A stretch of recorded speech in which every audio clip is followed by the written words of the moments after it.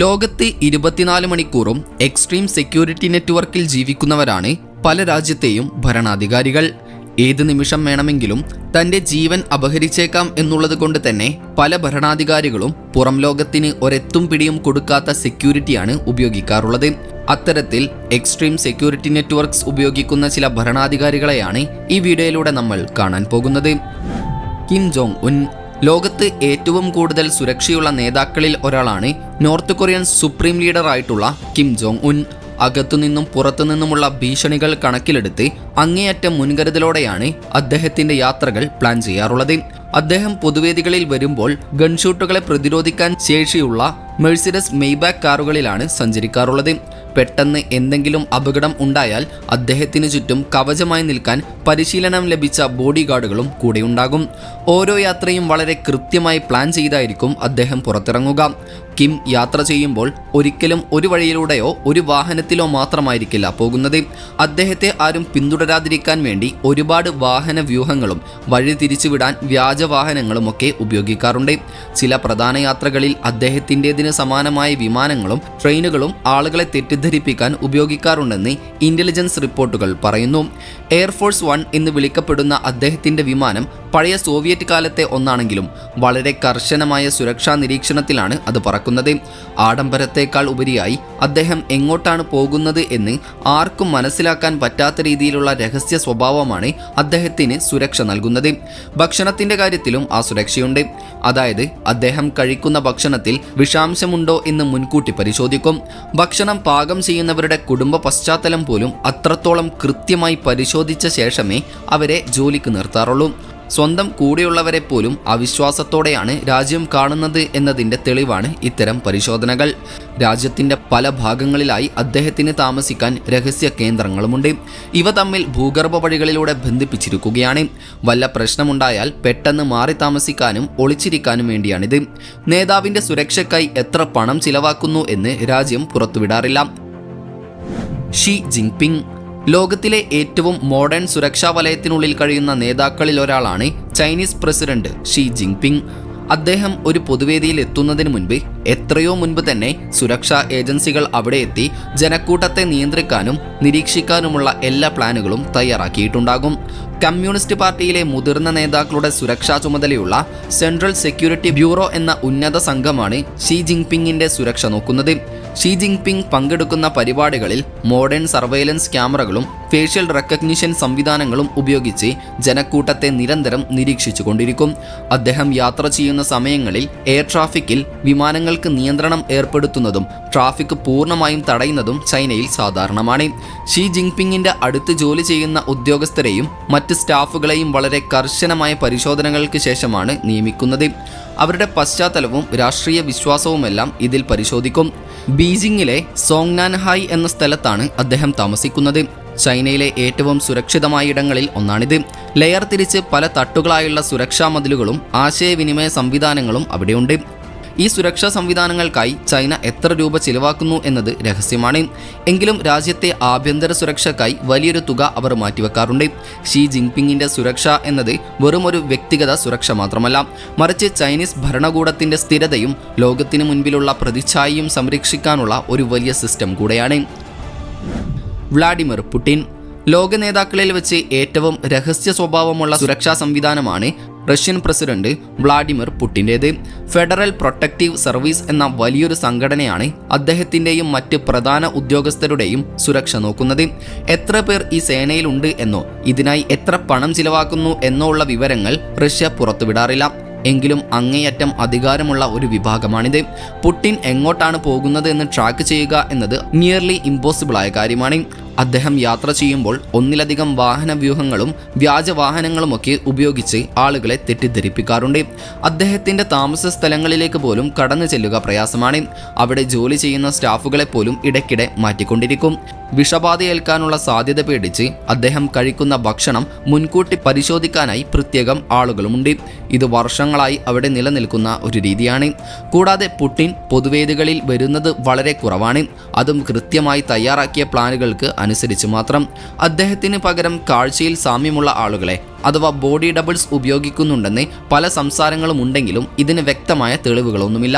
പുടിന്റെ യാത്രയെക്കുറിച്ചുള്ള വിവരങ്ങൾ ആർക്കും മുൻകൂട്ടി കിട്ടില്ല എന്നതാണ് അദ്ദേഹത്തിന്റെ സുരക്ഷാതന്ത്രം. ഡിജിറ്റൽ ലോകത്തെ ചാരപ്പണി പേടിച്ച് അദ്ദേഹം ഇന്റർനെറ്റും മറ്റും ഒഴിവാക്കി അതീവ സുരക്ഷിതമായ സർക്കാർ ശൃംഖലകൾ വഴിയാണ് ആശയവിനിമയം നടത്തുന്നത്. ചുരുക്കത്തിൽ അത്ര പെട്ടെന്നൊന്നും പ്രവചിക്കാൻ കഴിയാത്ത രഹസ്യ സ്വഭാവമാണ് പുടിന്റെ സുരക്ഷയുടെ കരുത്ത്. മുഹമ്മദ് ബിൻ സൽമാൻ സൗദി അറേബ്യയെ ഒരു മോഡേൺ ഡിജിറ്റൽ രാജ്യമാക്കി മാറ്റാനുള്ള ശ്രമങ്ങൾക്കൊപ്പം തന്നെ തൻ്റെ സുരക്ഷാ സംവിധാനങ്ങളെയും മോഡേൺ ആക്കാൻ ശ്രമിക്കുന്ന വ്യക്തിയാണ് സൗദി രാജാവായിട്ടുള്ള മുഹമ്മദ് ബിൻ സൽമാൻ.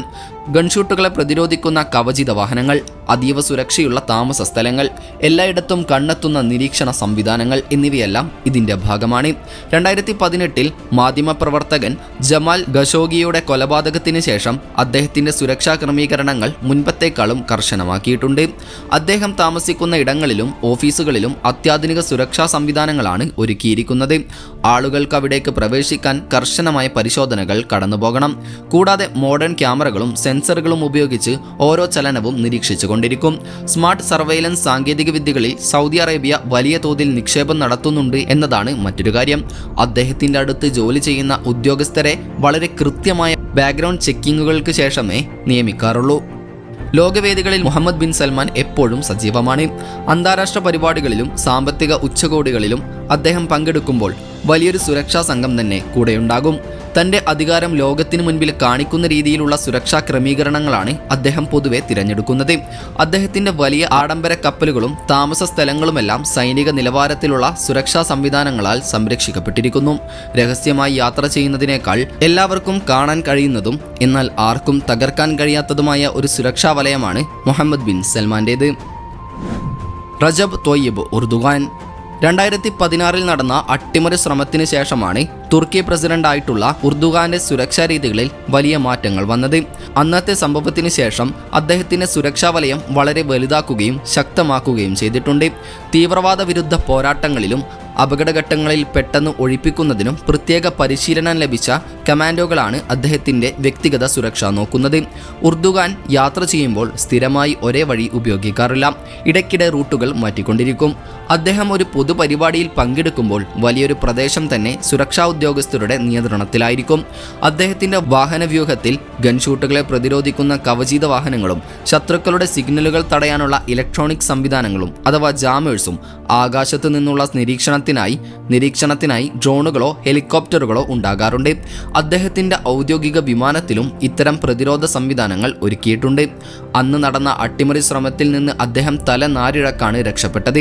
അതിൽ നിന്ന് പഠിച്ച പാഠങ്ങൾ ഉൾക്കൊണ്ടാണ് ഇന്നത്തെ സുരക്ഷാ സംവിധാനങ്ങൾ തയ്യാറാക്കിയിരിക്കുന്നത്.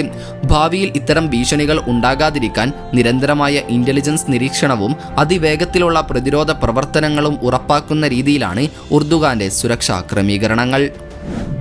വൊളോഡിമിർ സെലൻസ്കി യുദ്ധം നടന്നുകൊണ്ടിരിക്കുന്ന ഒരു സാഹചര്യത്തിൽ കഴിയുന്നതുകൊണ്ട് തന്നെ ലോകത്തിലെ ഏറ്റവും സങ്കീർണവും സജീവവുമായ സുരക്ഷാ സംവിധാനമാണ് വ്ളോഡിമിർ സെലൻസ്കിയുടേത്. റഷ്യയുടെ യുക്രൈൻ അധിനിവേശത്തിന് ശേഷം അദ്ദേഹം എവിടെയാണ് താമസമെന്ന് അതീവ രഹസ്യമാണ്. കൂടാതെ അദ്ദേഹം സ്ഥിരമായി താമസ സ്ഥലങ്ങൾ മാറിക്കൊണ്ടിരിക്കുകയും ചെയ്യുന്നു. പലപ്പോഴും ബങ്കറുകളിലോ അതീവ സുരക്ഷയുള്ള സർക്കാർ കെട്ടിടങ്ങളിലോ അല്ലെങ്കിൽ ആർക്കും അറിയാത്ത രഹസ്യ കേന്ദ്രങ്ങളിലോ വെച്ചാണ് അദ്ദേഹം മീറ്റിംഗുകൾ നടത്തുന്നത്. പാശ്ചാത്യ രാജ്യങ്ങളിലെ രഹസ്യാന്വേഷണ ഏജൻസികളുടെ സഹായത്തോടെയാണ് സെലൻസ്കിയുടെ സുരക്ഷാ കാര്യങ്ങൾ യുക്രൈൻ പ്ലാൻ ചെയ്യുന്നത്. അത്ര പെട്ടെന്ന് ആർക്കും ചോർത്താൻ കഴിയാത്ത രീതിയിലുള്ള ആശയവിനിമയ സംവിധാനങ്ങളും അഥവാ എൻക്രിപ്റ്റഡ് കമ്മ്യൂണിക്കേഷനുകളും പല ലെയറുകളായിട്ടുള്ള സുരക്ഷാ കാവലും അദ്ദേഹത്തിനുണ്ട്. അദ്ദേഹം എങ്ങോട്ടാണ് പോകുന്നതെന്ന് ആർക്കും മുൻകൂട്ടി മനസ്സിലാക്കാൻ കഴിയാത്ത രീതിയിലാണ് യാത്രകൾ ക്രമീകരിക്കുന്നത്. മറ്റു പല രാജ്യതലവന്മാരെയും പോലെ ആഡംബരങ്ങൾ കാണിക്കുന്നതിന് പകരം ജനങ്ങളോടുള്ള ഐക്യദാർഢ്യം പ്രകടിപ്പിക്കാനായി വളരെ ലളിതമായ സാഹചര്യങ്ങളിലാണ് അദ്ദേഹം പലപ്പോഴും പ്രത്യക്ഷപ്പെടാറുള്ളത്. അപകടങ്ങളിൽ നിന്ന് സ്വയം സുരക്ഷിതനായിരിക്കുമ്പോഴും തൻ്റെ സാന്നിധ്യം ലോകത്തിന് മുൻപിൽ കൃത്യമായി കാണിക്കാൻ അദ്ദേഹം ശ്രമിക്കാറുമുണ്ട്. അലക്സാണ്ടർ ലുക്കാഷെങ്കോ അങ്ങേയറ്റം നിയന്ത്രണങ്ങളുള്ള ഒരു സുരക്ഷാ സിസ്റ്റത്തിനുള്ളിലിരുന്നാണ് പ്രസിഡന്റ് ലുക്കാഷെങ്കോ ബെലാറസ് എന്ന രാജ്യം ഭരിക്കുന്നത്. അദ്ദേഹത്തിന്റെ താമസ സ്ഥലങ്ങളും ഓഫീസുകളും സായുധ സേനയുടെ കർശനമായ സർവൈലൻസിലാണ് പ്രവർത്തിക്കുന്നത്. അവിടേക്ക് പ്രവേശിക്കുക എന്നത് ആർക്കും അത്ര എളുപ്പമുള്ള കാര്യമല്ല. പൊതുസ്ഥലങ്ങളും വാർത്താവിനിമയ സംവിധാനങ്ങളും നിരന്തരം നിരീക്ഷിക്കുന്ന ഒരു വലിയ സെക്യൂരിറ്റി നെറ്റ്വർക്ക് തന്നെ അവിടെ പ്രവർത്തിക്കുന്നുണ്ട്. അദ്ദേഹത്തിന് ചുറ്റുമുള്ള ഉദ്യോഗസ്ഥരെയും സ്റ്റാഫുകളെയും ഇടയ്ക്കിടെ മാറ്റിക്കൊണ്ടിരിക്കാറുമുണ്ട്.